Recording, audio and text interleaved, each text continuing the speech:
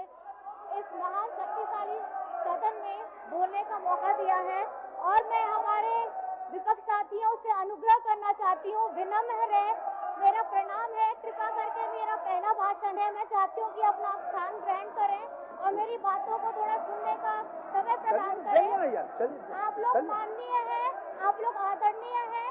मैं इस कक्षा की देखिए, फिर हम भी जीत में आ जाएंगे, फिर हम भी जीत में आ जाएंगे। आप जिस तरह जीत कर रहे हैं ना, हम भी जीत में आ जाएंगे। ऐसा नहीं, चलिए बोल रहे हैं, मेडन स्पीच है, आप महत्व को समझिए, महत्व को समझिए, मेडन स्पीच का महत्व को समझिए। एक महिला सदस्य बोल रही है, उनका मेडन स्पीच है। चलिए चलिए चलिए चलिए, बोलिए दीजिए, बोलिए बोलिए, आप बोलिए।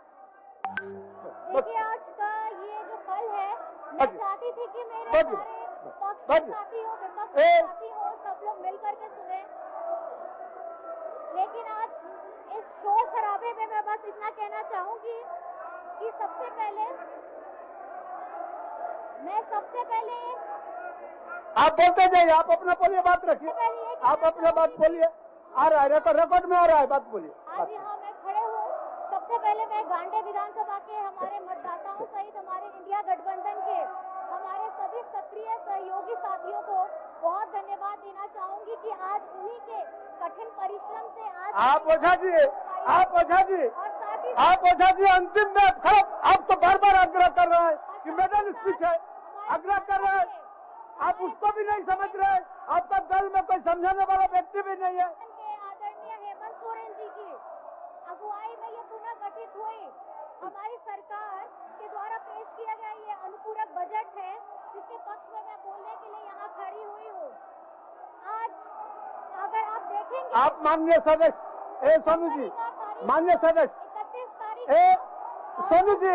सोनू जी, माननीय सदस्य, आप लोग जाइए, आप लोग जाइए ना, जाइए, आप लोग जाइए, जाइए, आप लोग जाइए, जाइए, जाइए, आप लोग जाइए। राजेश बोलिए, बोलिए, आप बोलिए। 31 जनवरी आप लोग जाइए ना, 31 जनवरी में हमारे हेमंत जी ने आप लोग जाइए ना, राजभवन में जाकर के मुख्यमंत्री पद से इस्तीफा दिया था। और जब जिस वक्त उन्होंने ये इस्तीफा दिया था, तो राज्य का हर एक मूलवासी, हर एक आदिवासी, उनके मन में ये दर्द था कि ये अकेला जी, आप लोग ले जाइए, मोहतरम बाबू, सबको ले जाइए, इधर से जाइए ना, आप लोग जाइए, आप लोग जाइए, आसन पर बोल दीजिए।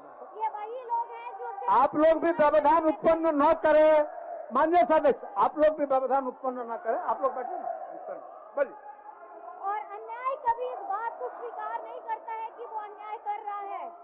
मैं ये सिर्फ इतना कहना चाहूंगी अध्यक्ष महोदय जी, जिस तरीके से संवैधानिक संस्थाओं का यहाँ चादर ओढ़ करके हमारे झारखंड के युवा हमारे आदिवासी मुख्यमंत्री को जेल के अंदर में डालने का काम किया था, और ये वही सरकार है जिसको पूर्ण बहुमत से यहाँ पे हमारे गठबंधन को जनादेश मिला था।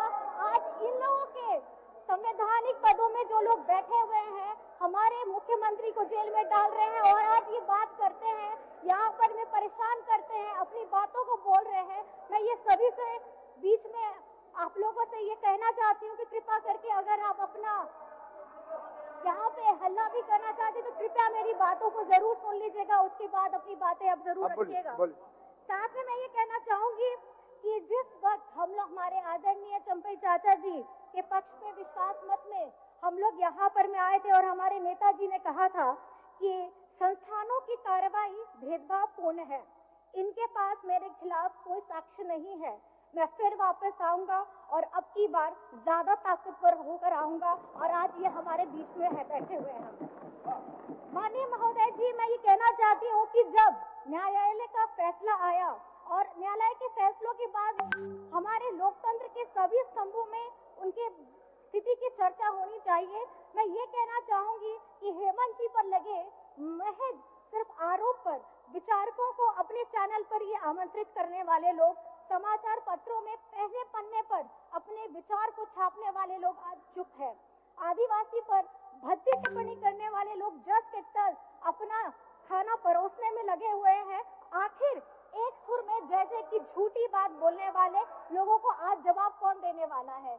मेरा आपसे यही रहेगा माननीय महोदय जी, सच अब सबके सामने में है। भाषण देकर के हम जनता का आशीर्वाद नहीं ले सकते हैं। माननीय महोदय जी, समाचार चैनल पर शोर करके या किसी एजेंसी के हमारे दोषपूर्ण कार्रवाई को हम किसी जन नेता का भविष्य तय नहीं कर सकते हैं। अध्यक्ष महोदय जी, मैं ये कहना चाहूंगी कि हमारे सहस्त्र बाहु एनडीए के लोगों को ये समझना होगा कि ये झारखंड है। यहाँ पर मैं गुजरात की बात करके झूठा सपना दिखा करके आप वोट नहीं मांग सकते हैं। यहाँ हम काम पर वोट मांगते हैं और आज यहाँ हर एक व्यक्ति हेमंत जी के साथ में खड़ा है। तमाम अड़चनों के बाद में भी 5 महीने का तमाम अड़चनों के बाद में भी आज हमारे लोग, हमारी झारखंड की जनता हेमंत सोरेन जी के साथ में खड़ी है। और आज हम अगर वोट मांगेंगे तो अपने काम पे वोट मांगेंगे और ये लोग अगर वोट मांगेंगे अपने झूठी कहानियों पर ये लोग वोट मांगेंगे। आज हमारी झारखंड सरकार, झारखंडी सरकार हमारी बेटियों को पर्याप्त शिक्षा पहले हाउस को ऑर्डर में लाइए, ये सुनिश्चित करने ऑर्डर में लाइए ना। पहले आपका दायित्व है, नेता प्रतिपक्ष आपका दायित्व है। सबको बैठाइए, योजना लेकर के आ आसन रही पर है। बैठाइए। इसमें कम से कम हमारे 45 लाख बहन आप भी नहीं समझ रहे हैं नेता प्रतिपक्ष जी। मेडन स्पीच है, मेडन स्पीच है, पहली बार बोल रही है, आपको सहयोग करना चाहिए। मैं ये बताना चाहूंगी कि महंगाई घटाने का आप लोग भी वादा करते आए हैं। 1 मिनट कल्पना जी, 1 मिनट। नेता प्रतिपक्ष भी नहीं समझ रहा है, बोले मेडन स्पीच है, महिला है। अरे आपको कम से कम ऐसा बोलिए, क्या बोलना है बोलिए। अध्यक्ष महोदय, बोलिए। जो मीठी जहर आप लोग हम लोग को देते हैं ना, आप अपने आसन से बैठ करके, और जो विलेन बनाने की कोशिश कर रहे हैं विपक्ष को, तो आप आसन पर बैठिए। नहीं, आप बैठिए। नहीं, आप बैठिए, आप आराम से बैठिए, आप आराम से बैठिए, आप आराम से बैठिए। महोदय, हमारी बातों को सुना जाए। आप कहीं किसी को लांछना लगाने में छोड़े नहीं। क्यों? किसी पर लांछना लगाने में छोड़े नहीं। मैं यहाँ पर खड़ा होकर बोल रहा हूँ। ऐसा नहीं, ऐसा नहीं होता, ऐसा नहीं होता, ऐसा नहीं होता। मेरे को बोलने दिया जाए, पहले माइक मत बंद कीजिएगा, पहले बोलने दिया जाए। ट्रेजरी बेंच से आकर के यहाँ विरोध कर रहा है, तब मर्यादा नहीं खंडित हो रही है। जब वहां से खड़ा होकर बीच में वो ध्यान दे रहा है, तब मर्यादा खंडित नहीं हो रही है। मैं कह रहा हूँ, उनका मेडन स्पीच है, वो बोले। विनम्रता से बात करिए, विनम्रता से बात करिए। विनम्रता से ज्यादा अगर वैसे उंगली दिखा के बात करिएगा आसन से, महोदय, ये आसन बर्दाश्त करने वाला नहीं, आपको बता देते हैं। मत बर्दाश्त करिए महोदय, हम आपसे आग्रह किया शुरू से ही। मत बर्दाश्त करिए, जो कर सकते हैं हमने करिए। आपको बोला कि मेरा दीजिए, तो आप आसन पर आक्षेप लगाए, तो बैठिए आसन पर। आप हम उठते हैं, मैं आपसे कहना चाहता हूँ, आपने अनंत ओझा जी को टोका। चलिए, अनंत ओझा जी को टोका कि भाई आप बजट का भाषण है, बजट पे बजट कीजिए। अभी जो माननीय मैडम का अभिभाषण हो रहा, वो क्या बजट पे हो रहा है क्या?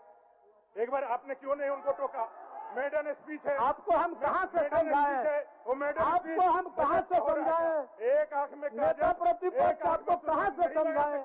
पहला स्पीच मेडन स्पीच बजट पे हो रहा है महोदय। महिला सदस्य का स्पीच और अनंत ओझा जी का स्पीच, दोनों में अंतर होता है। वो 10 साल का सदस्य है। मेडन स्पीच के नाम पर मेरा सिर पे यही आग्रह था। ठीक, मेरा सिर पे। महोदय, कल्पना जी बोलिए। महोदय, बोलिए। हमारे माननीय बोलने दीजिए, बोलिए। अध्यक्ष जी, जब सवाल इतना आ ही गया है तो अध्यक्ष जी, चलिए, मैं इतना पूछना चाहती हूँ कि सवाल तो आप लोगों से भी पूछा जाना चाहिए कि मणिपुर में जब आदिवासी महिलाओं का अपमान हो रहा था, तब केंद्र की सरकार कहाँ थी?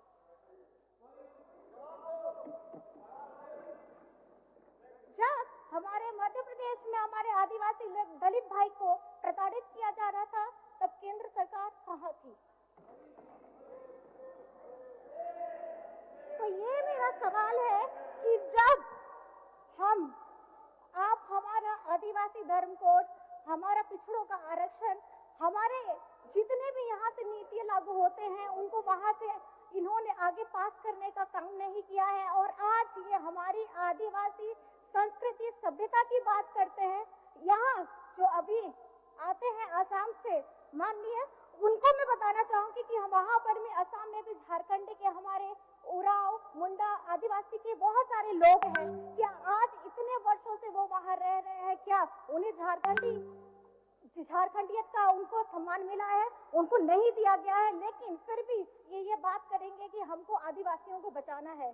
कल मैं पूछना चाहती हूँ, कल एक पत्रकार ने मुझे पूछा कि मैडम आपको बहुत बहुत बधाई हो कि शीर्ष कोर्ट ने हेमंत जी के उच्च न्यायालय के निर्णय में मुहर लगा दी है, तो मैंने उनको सिर्फ यही सवाल पूछा कि सच की तो जीत हुई है, लेकिन मेरा सवाल हमेशा ये रहेगा कि हेमंत जी के 5 महीने कौन ला करके देगा। और ये बहुत बड़ा सवाल है। ये इसलिए सवाल है कि ये सरकार सिर्फ 5 महीने से पीड़ित नहीं रही है।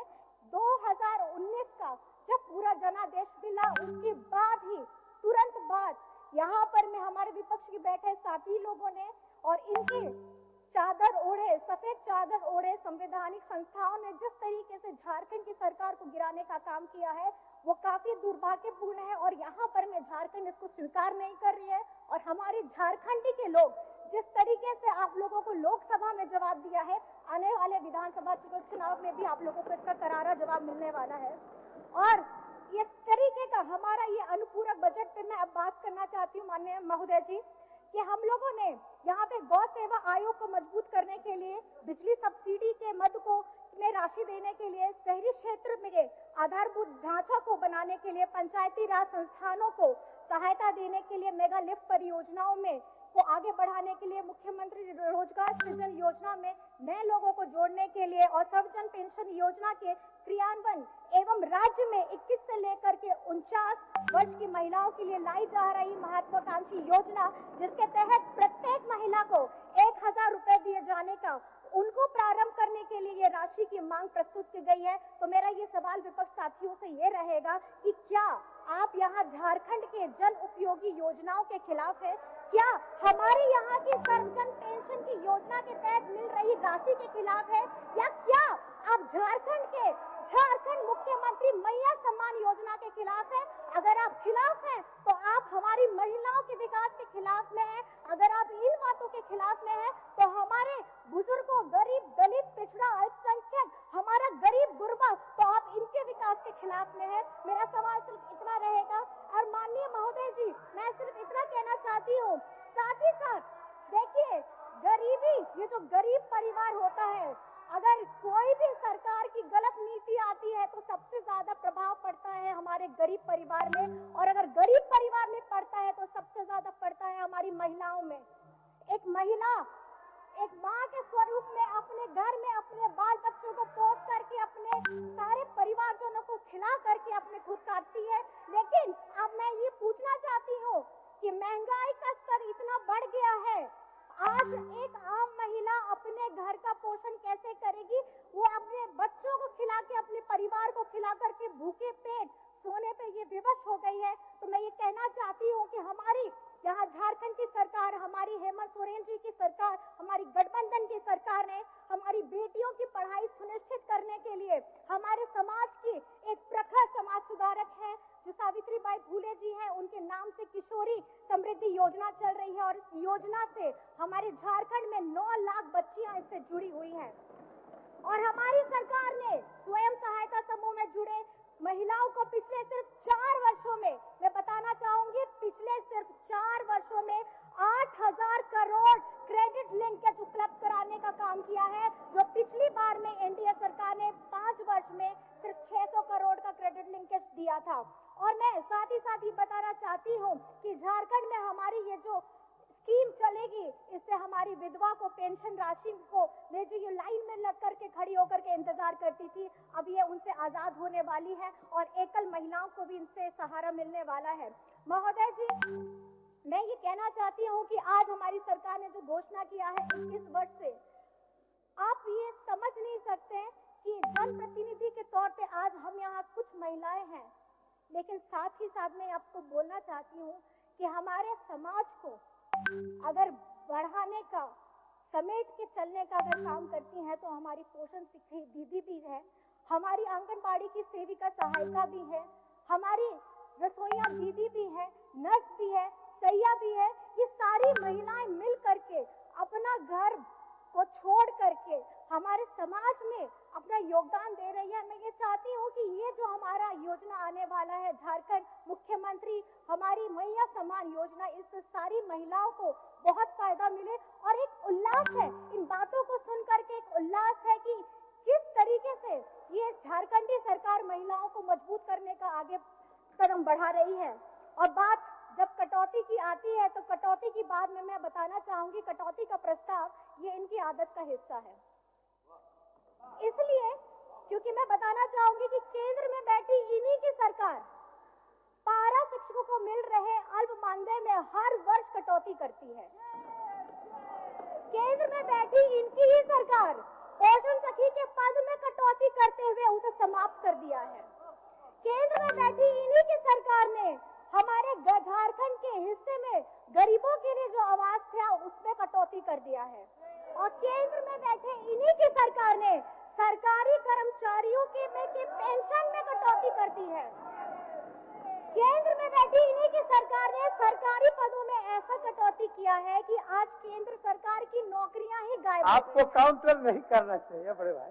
केंद्र में बोलने दीजिए आप बैठी इनकी सरकार ने मनरेगा के आपको नहीं काउंटर करना है चाहिए कि आज वर्षों तक सामग्री का भुगतान नहीं हो पाया है और साथ ही अच्छा साथ बोल और इनकी सरकार की कटौती की आदत है कि भुक्तभोगी आज झारखंड का पूरा पिछड़ा वर्ग है। और मेरा सवाल रहेगा कि आखिर में पिछड़ों के 27% के आरक्षण के अधिकार का कटौती का जिम्मेदार कौन है बता दीजिएगा।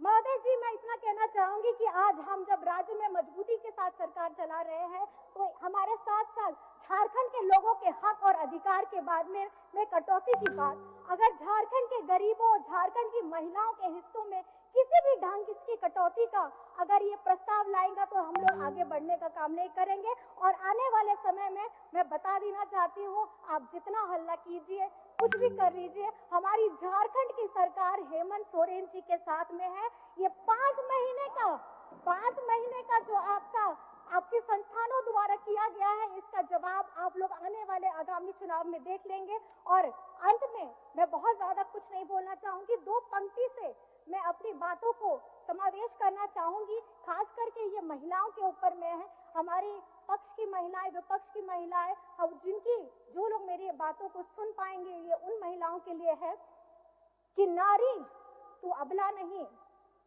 स्वयं शक्ति पहचान।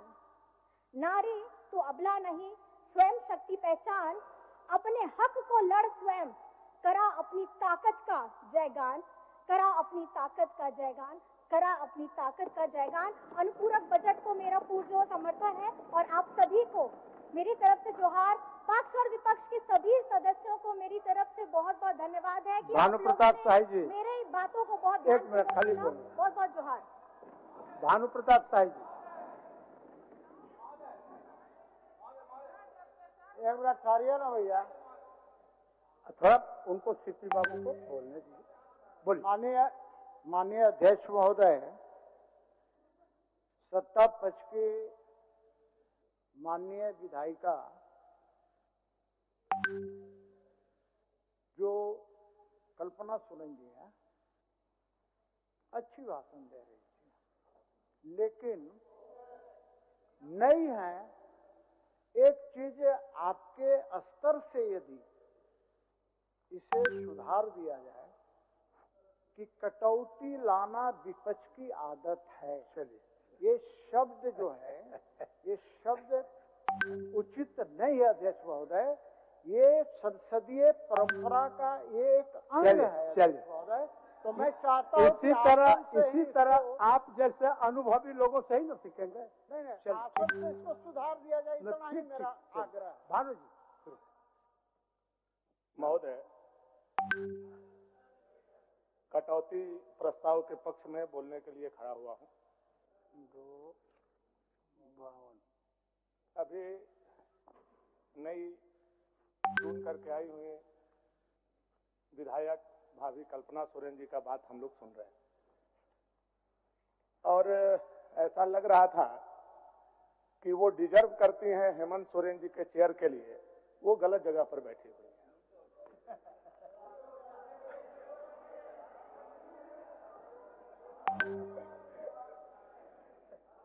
महोदय, ये अनुपूरक बजट जो आया है, ये ऐसी सरकार लेकर के आई है जो सरकार का स्थापना आदिवासी और मूलवासी